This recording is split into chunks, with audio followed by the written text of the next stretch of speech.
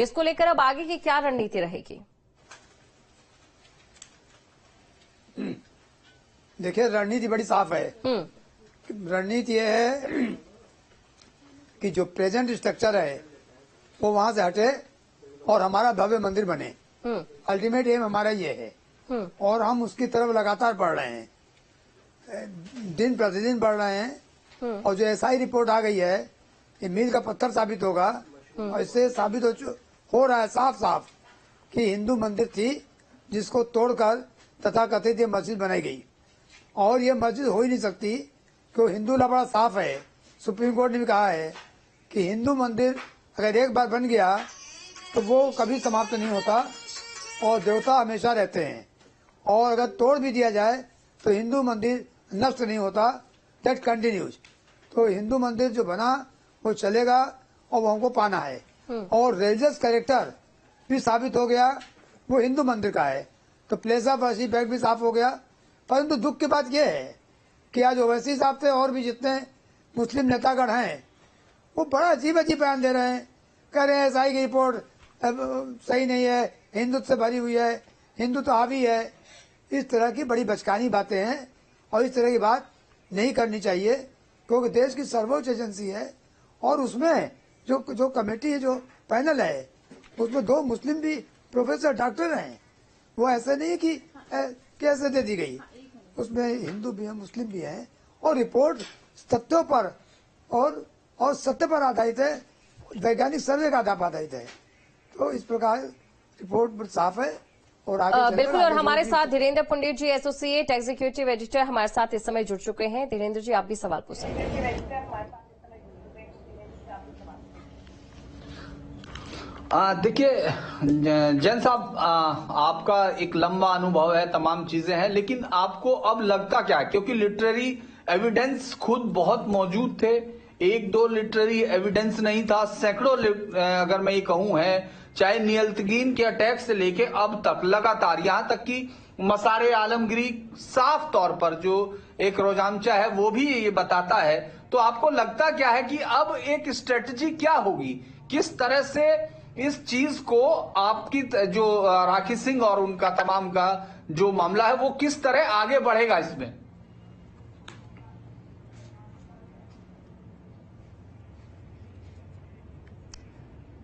तो हरिशंकर जैन जी से हम एक बार फिर से जुड़ने की कोशिश करेंगे। आपको बता दें कि जिस तरीके से मुस्लिम पक्ष की ओर से कई आपत्तियां कही जा रही हैं, उनकी ओर से ये कहा जा रहा है कि जो एएसआई सर्वे की जो रिपोर्ट है वो अब किस तरीके से अनुमान पर आई है ये उनका मालूम नहीं है और साथ ही साथ वो इस पूरे मामले को आधारहीन बता रहे हैं। और धीरेन्द्र पंडित जी हमारे साथ इस समय बने हुए हैं। धीरेन्द्र जी, जिस तरीके से ये पूरा मामला अब निकलकर सामने आ रहा है, देखिए रणनीति जो यहां पर अभी फिलहाल बताई गई उस हिसाब से ये कि यहां पर हिंदू मंदिर की पुनर्स्थापना की मांग की जाएगी। अब ऐसे में सील वजूखाने को लेकर भी एक सवाल मैं जानना चाहती हूँ, सील वजूखाने को लेकर भी क्या कुछ चीजें आगे रहती है और मुस्लिम पक्ष की ओर से जो आपत्तियां हैं उन्हें अगर अदालत में वो प्रूव करने के लिए जाते हैं तो कितनी मुश्किलात वहां पर भी देखने को मिलेगी या कितना आसान ये पूरा सफर रहने वाला है? देखिए, एक चीज तो ये जान लीजिए कि जिस तरह के बयानात जो लोग दे रहे हैं, खासतौर से अब मुस्लिम पक्ष के बयान मैं सुन रहा था, तो उन सब में बहुत आधार इसलिए नहीं रहेगा क्योंकि इसमें 2 बाकायदा जो 9 लोग हैं टोटल प्रोफेसर त्रिपाठी के, उसमें जो एएसआई की टीम थी, डायरेक्टर्स एएसआई जो थे उसमें साथ में, उसमें 2 मुस्लिम जो स्कॉलर हैं, डॉक्टर इजहार आलम हाशमी और डॉक्टर आफ्ताब हुसैन, इनको भी शामिल किया गया था। और हर एक चीज की वीडियोग्राफी हुई है, ग्राउंड पेनिट्रेटिंग रडार जो जीपीआर का इस्तेमाल किया गया और जो साइंटिफिक एविडेंस है जिसको जो मॉडर्न टाइम में अवेलेबल है, उन सबका इस्तेमाल करने के बाद ही इस टेक्निक्स के आधार पर जो कोर्ट ने कहा था, जो डिस्ट्रिक्ट जज की कोर्ट की तरफ से जो फाइंडिंग्स के लिए कहा गया था, चाहे वेस्टर्न वॉल दीवार की नेचर और कंस्ट्रक्शंस को पता करने के लिए कि वो क्या वहां कोई मंदिर था या नहीं, ये बाकायदा एक क्लियर कट मेंशनिंग थी कि ये सब आपको बताना है। लिहाजा पूरी डिटेल्ड इन्वेस्टिगेशन है और अब उस पर बहुत मुश्किल होगा कि ये कहा जाए कि साहब इसमें कोई हिंदू था या उसको, चूंकि वो एक हारे हुए पक्ष की या किसी तरह से इस तरह के आरोपों की बात होती है, लेकिन इसमें सबसे बड़ा सवाल ये है कि ये पहले से ही लग रहा था, क्योंकि बाहर से दिखाई देता था और ये सबसे जो इसके सबूत थे वो वैसे ही दिखाई दे रहे थे। ऐसे में सवाल ये है कि अब कोर्ट को क्या तय करना होगा, क्योंकि 92 का जो बाबरी मस्जिद वाला मसला था वो यहां नहीं है, यहां एकदम अलग है। यहां मस्जिद एग्जिस्ट कर रही है और वहां लोग नमाज भी पढ़ते हैं, लेकिन जो कोर्ट की फाइंडिंग, जो एएसआई की फाइंडिंग्स है, जो रिपोर्ट की है, वो क्लियर कट ये कह रही है कि विशाल मंदिर मौजूद था जिसके अंदर से इतने सारे जो आर्टिफैक्ट्स मिले हैं और जो अंदर की बनावट है वो सब पूरी तरह से क्लैरिटी और बहुत ही कन्विंसिंगली इस बात को साबित कर रही है कि वहां एक विशाल मंदिर मौजूद था जिसको तोड़कर बनाया गया।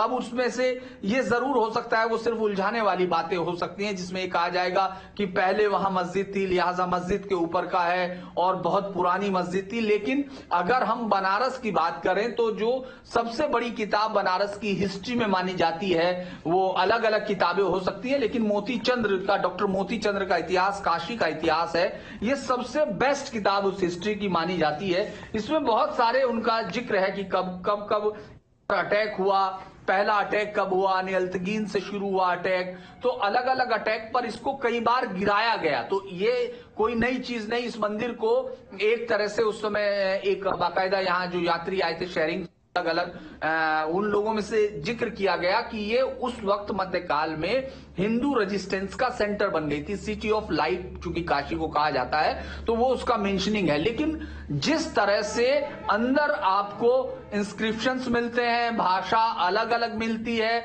और उसके बाद जिस तरह से वहां जो टूटी मूर्तियां मिलती हैं, जिस तरह के साइन मिलते हैं, वो क्लियर कट ये बताते हैं कि हिंदू स्ट्रक्चर वहां मौजूद था और जो कहा जा रहा था वो है। इसके साथ साथ एक बात और मैं जो बता दूं कि यही वो किताब है जिसकी किताब का बार बार जिक्र आता है, ये मसारे आलमगिरी, जो सईद मुश्ताक खान, जो साकी मुश्ताक खान, जो वहां का रोजानचर लेखक था, यानी दरबार का जो रोज का कामकाज को नियुक्त किया करता था, इसी का जो इंस्क्रिप्शंस की बात वहां की गई वो ये है, जो सीधे तौर पर कहा गया कि किस तरह से वो ये तारीख मेंशन है, इसमें बाकायदा वही तारीख उसमें कोड मेंशनिंग की गई है। ये मेंशनिंग तारीख मैं आपको दिखा रहा हूं जिसमें लिखा है on Thursday the 8 April 1669 7th जिल उसका इस्लामिक वो नाम है, occurring an eclipse prayer were said and alms distribute was the custom. इसके बाद शुरू करता है the lord cherisher of the faith learn that the province of Thatta, Multan and specially at Banaras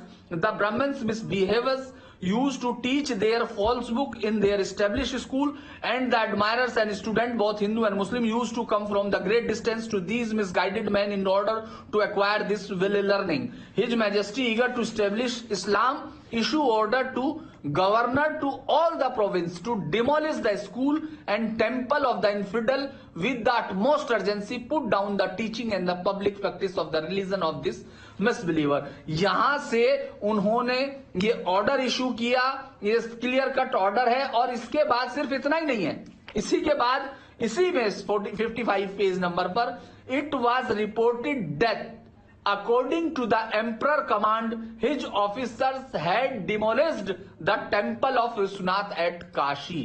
clear cut, कोई कंफ्यूजन नहीं है।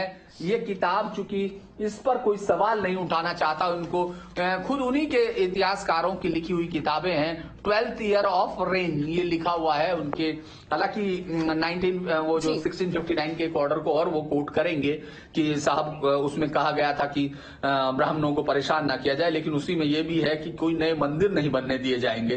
तो इसीलिए मुझे लगता है कि अब ये बहस जो है, मुझे तो पहले समय से ये लग रहा था दीपशिखा कि आखिर कोर्ट इसका फैसला क्या देगा, क्योंकि जो भी गेट नंबर 4 से होते हुए काशी दरबार में जाते हैं, भगवान विश्वेश्वर नाथ मंदिर में जाते हैं, वहां वो जानते हैं, देखते हैं, और वो मस्जिद पूरे तौर पर वो जो पश्चिमी जिसको वॉल कहा गया, वहां पूरे तौर पर वो दिखाई देती है कि वो मंदिर का स्ट्रक्चर है, उसको तोड़ा गया और उसको रखा गया खास पर्पज से, ताकि वो थ्रेटनिंग एक स्ट्रक्चर हो। लेकिन बाद में यही सबसे बड़ा सबूत मुझे लगता है बन गया है। अब सवाल सिर्फ कोर्ट की तरफ है कि कोर्ट आखिर फैसला क्या देगा। क्योंकि वहां मस्जिद एग्जिस्ट कर रही है लेकिन वो मंदिर को तोड़कर बनाई गई है, ये एस्टेब्लिश हो गया। तो इसीलिए सबकी दिलचस्पी है, हम तमाम लोग ये देखना चाहते हैं कि आखिर इस तरह के मामले में आगे चलकर इसमें क्या फैसला आता है। और इसी के साथ सुशांत भी हमारे साथ जुड़ चुके हैं। धीरेन्द्र जी, एक और सवाल मैं आपसे यहाँ पर पूछना चाहूंगी। इस पूरे मामले को जिस तरीके से आपने कहा कि अयोध्या और इस मामले में एक बड़ा अंतर ये है कि यहां पर मस्जिद एग्जिस्ट करती है, वहां पर नहीं करती है। अब ऐसे में ये जो पूरी अब आगे की जंग या कानूनी लड़ाई हम इसे कह सकते हैं, इसे हम कितना आसान या फिर कितना मुश्किल मांगे। और दूसरी बात, ये अक्सर कोर्ट कचहरी के मामलों में हमने देखा है जो उससे जुड़े पास्ट के मामले होते हैं, जैसे कि अयोध्या का मामला, बहुत से मामले ऐसे हैं, उन्हें आधार भी रखा जाता है। तो क्या इस आधार पर भी कुछ, अयोध्या के आधार पर भी कुछ असर इस पूरे मामले पर पड़ता दिखाई देगा? देखिए, मैं इसको ये कह सकता हूं कि ये मामला अभी आने वाले टाइम में, जैसे अयोध्या वाले मामले को लोग कह रहे थे, तो लेकिन मैं नहीं मानता हूं कि अयोध्या वाला मामला बहुत ही ज्यादा वो था कि उससे बहुत ज्यादा कोई चेंजेस आने वाला था उस मौजूदा समय के लॉज में या जो लड़ाइयां हैं। क्योंकि अगर हम इस पूरी बहस पर जाते हैं तो लगभग 40,000 मंदिरों को तोड़ने का वर्णन लगातार इतिहासकारों की किताबों से बिल्कुल। तो कुल मिलाकर 30 से 40,000 वो मस्जिदें हैं जिन पर यह दावा किया जाता है कि वहां पर पहले मंदिर था जिसे तोड़ दिया गया। और चलिए हमारे संवाददाता सुशांत के पास हम चलते हैं। सुशांत, देखिए, जैसे जैसे समय बढ़ रहा है वैसे वैसे जो मुस्लिम पक्षकार हैं उनकी ओर से कई ऐसी चीजें हैं वो कही जा रही हैं जिनसे साफ जाहिर हो रहा है कि उनकी ओर से कोशिश की जाएगी कि किसी भी तरीके से इस मामले को अदालत में लटकाया जा सके ताकि उन्हें अधिक से अधिक समय मिले।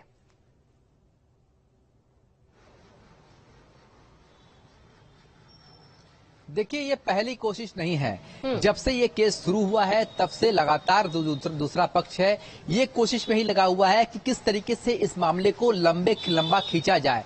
चाहे ये अभी एएसआई रिपोर्ट को सार्वजनिक करने पर भी लगातार मुस्लिम पक्ष इस याचिका डालता रहा कि हलफनामे के बिना इसे रिपोर्ट नहीं देना चाहिए, इससे माहौल खराब हो सकता है, बहुत सारी चीजें कहता रहा ताकि रिपोर्ट को सार्वजनिक न होने दिया जाए।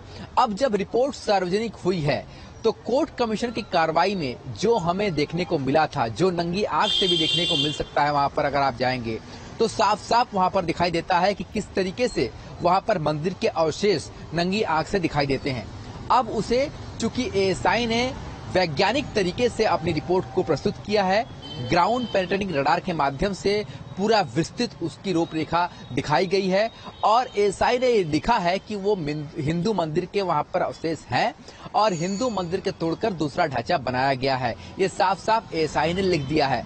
चूंकि एएसआई की रिपोर्ट एक ऐसी रिपोर्ट होती है जिसके माध्यम से आगे कोर्ट आगे चलता है और एएसआई ही जरिया था अयोध्या में श्री राम मंदिर के बनने का। चाहूंगी इस समय हमारे साथ धीरेन्द्र पंडित जी जो कि एसोसिएट एग्जीक्यूटिव एडिटर हैं वो भी हमारे साथ बने हुए। धीरेन्द्र जी, आप भी सवाल ले सकते हैं। जी सुशांत। जिस तरह से सुशांत वहां आपने कल भी कवर किया, जिस तरह से तो उनका उत्साह दिख रहा था, जो राखी सिंह और वर्सेस तमाम लोग हैं। हालांकि प्रेस कॉन्फ्रेंस में तो सीधा जो जवाब सवाल किया विष्णु जैन ने, जो उनके लॉयर है। लेकिन उसी तरह से जब आपने मुस्लिम पक्ष से बात की तो वो अपना आधार क्या बता रहे हैं इस पूरे मामले में, उनको क्या लग रहा है कि इस पूरे मसले में उनके पास अब क्या बचता है?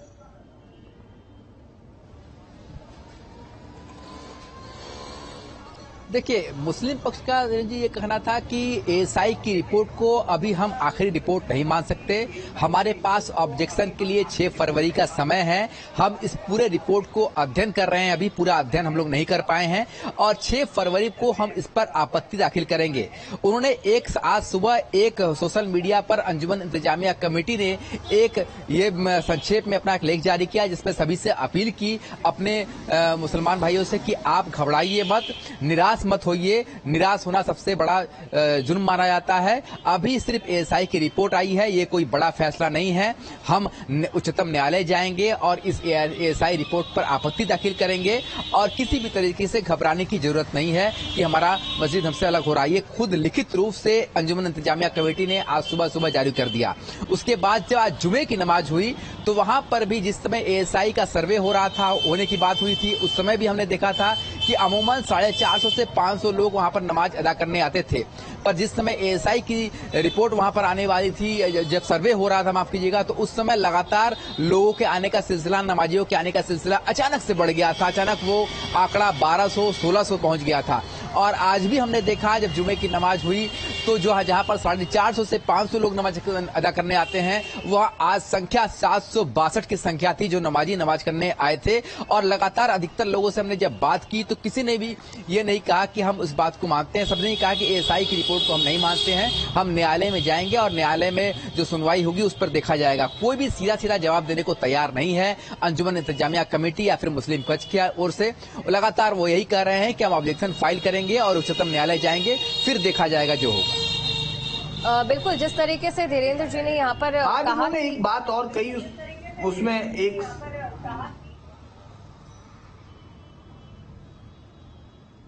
जी माफ कीजिए जी, जिस तरीके से धीरेन्द्र जी ने यहाँ पर कहा कि एक आधार क्या रह सकता है मुस्लिम पक्ष का कि किस आधार पर अब इस मामले को आगे बढ़ा सकते हैं। सुशांत जी, आप सुबह बात कर रहे थे, 3 चीजें उनकी ओर से कही गई थी। एक तो ये चीज ये कि अदालत को ये मामला लेना ही नहीं चाहिए था।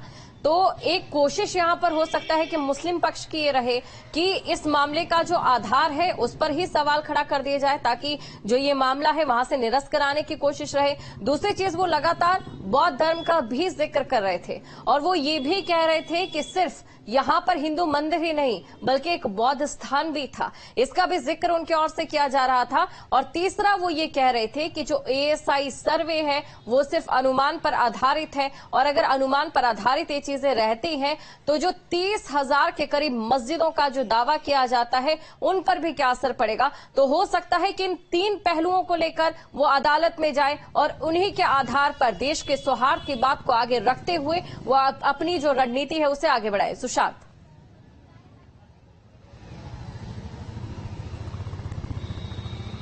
देखिए, जहां तक मुकदमा लेना ही नहीं चाहिए था, ये बात आप कर रहे हैं, तो इसके लिए तो लगातार शुरू से ही ये पक्ष लगा हुआ था कि 1992 का जो प्लेसेस ऑफ वर्शिप एक्ट है उसके अनुसार मुकदमा चलना ही नहीं चाहिए।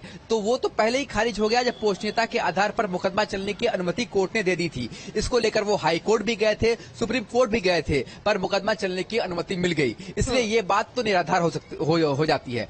दूसरी बात, इस तरीके से एएसआई रिपोर्ट को लेकर कहा गया कि वैज्ञानिक आधार है और एएसआई की रिपोर्ट को कोर्ट भी मानती है। कोर्ट उसी आधार पर एक बड़ा फैसला अयोध्या में दे चुकी है। इसलिए इस बात को कहना कि एएसआई रिपोर्ट का कोई मायने नहीं है तो ये बिल्कुल नहीं है। एएसआई ने 92 दिनों तक लगातार सर्वे करके ग्राउंड पैटर्निंग रडार के माध्यम से पूरी वैज्ञानिक तरीके से एक इंच की रिपोर्ट बनाई है। तो एएसआई की रिपोर्ट पूरी तरीके से वैज्ञानिक है, वो किसी आंखों देखी रिपोर्ट नहीं है या फिर किसी पक्ष के द्वारा दी गई रिपोर्ट नहीं है। ये पूरी तरीके से जो एएसआई के विशेषज्ञ हैं उन्होंने इस रिपोर्ट को तैयार किया गया है और इस रिपोर्ट को कोर्ट भी मानती है। हालांकि इसके ऑब्जेक्शन के लिए उनके पास संवैधानिक अधिकार है, जिसके लिए 6 फरवरी की तारीख उन्हें दी गई है कि 6 फरवरी तक अपना जो ऑब्जेक्शन है, जो उनकी आपत्ति है, वो दर्ज कराए, फिर उस पर सुनवाई होगी और अगर ऐसा कुछ मामला सामने आता है तो उस पर एएसआई भी फिर अपने सुधार कर सकती है। अगर ऐसा कुछ होता है तो ये तो उनके पास आपत्ति के लिए समय दिया गया है।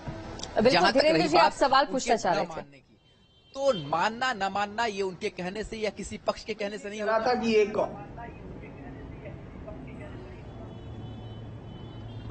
सुशांत, एक सवाल लगातार है कि क्या अभी तक किसी ने ये कहा है कि वो कोर्ट के इस फैसले को स्वीकार नहीं करेंगे? और कुछ चीज एक और मैं अपील देख रहा था जिसमें उन्होंने कहा कि वो शांति की अपील करते हैं, क्योंकि अभी तक तो कहीं किसी ने इस तरह की कोई बात नहीं की कि वो अपने कानून अपने हाथ में लें या इस तरह के लिए। तो फिर इस तरह की अपील का क्या मतलब है? ये दोनों चीजें बहुत इंपॉर्टेंट हैं, क्योंकि इस तरह की अपील करना कि नहीं शांति रहना चाहिए, जबकि वहां कोई इस तरह की कोई चीज हुई ही नहीं है। और दूसरा ये कि वो आखिर इस पूरे परिदृश्य में जो साकेत मतलब बौद्ध धर्म का जोड़ना चाहते हैं, इसका क्या मतलब आपको दिखता है?